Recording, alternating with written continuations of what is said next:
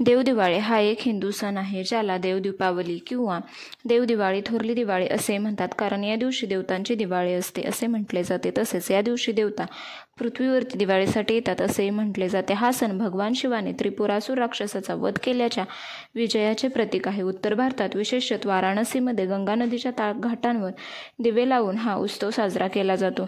भारतात त्रिपुरासूर राक्षसावर भगवान शिवाच्या विजयाची आठवण म्हणून हा साजरा केला जातो. देवदिवाळी कार्तिक महिन्यात साजरी केली जाते. हे सामान्य दिवाळीनंतर सुमारे 15 दिवसांनी येते. महाराष्ट्रात, विशेषतः कोकणात देवदीपावली हा खंडोबाच्या देवस्थानांमध्ये साजरा होणारा एक उत्सव आहे. मार्गशीर्ष महिन्याच्या पहिल्या दिवशी खंडोबाच्या मंदिरात दीपोत्सव साजरा केला जातो. या दिवशी खंडोबाचे षडयात्र अर्थात 6 दिवसाचा उत्सव सुरू होतो. तो चंपाषष्ठीपर्यंत संपतो. देव कोणकोणते, तर आपल्याकडे 33 कोटी अशी संकल्पना आहे. तर यामध्ये कोटी हा संस्कृतमधला शब्द. कोटी म्हणजे प्रकार. तर ईश्वराने निसर्गाचे व्यवस्थापन करण्यासाठी 33 देवांना कार्यभार सोपवला. त्यात 8 वसु, 11 रुद्र, 12 आदित्य, 1 इंद्र आणि 1 प्रजापती असे वर्गीकरण 5 स्तर होते. प्रत्येकाला वेगवेगळे कार्य सोपवण्यात आले असून 33 प्रकार झाले. त्याला 33 कोटी संबोधण्यात आले. या सर्व देवतांना स्मरून देवदीपावली साजरी केली जाते. देवाऱ्यात तेला तुपाचे दिवे लावले जातात.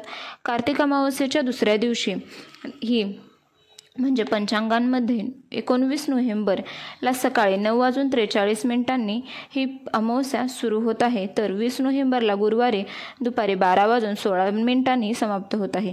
दिवाळी 21 नोव्हेंबरला साजरी होत आहे. त्या दिवशी गंगा गोदावरी तटी स्नान करावे. नसेल शक्य तर गंगाजल अंघोळीच्या पाण्यात टाकून स्नान करावे.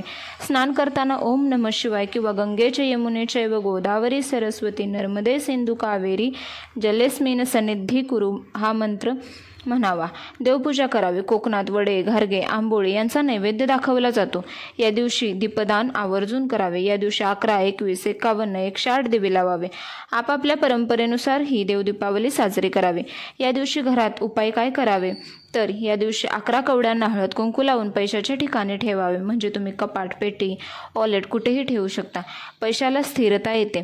तसेच आंब्याच्या पानांचे तोरण मुख्य दाराला लावावे. या दिवशी शनी मंदिरात मोहरीचे तेल आणि काळे तीळ घालून दिवा लावावा. तसेच तुळशीसमोर तुपाचा दिवा लावावा. त्याने नकारात्मकता नाहीशी होते, संकटे दूर होतात. गरजू व्यक्तींना उडीद डाळ, तांदूळ दान करावे. याने घरात धान्याची कमतरता भासत नाही. या दिवशी केलेले 1 दीपदान गंगा स्नानाएवढे पुण्य देते.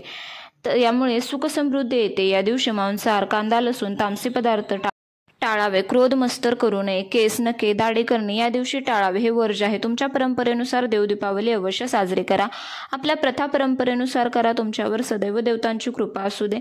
व्हिडिओ आवडला तर please like, share and subscribe करा. व्हिडिओ पाहिल्याबद्दल धन्यवाद. श्री स्वामी समर्थ.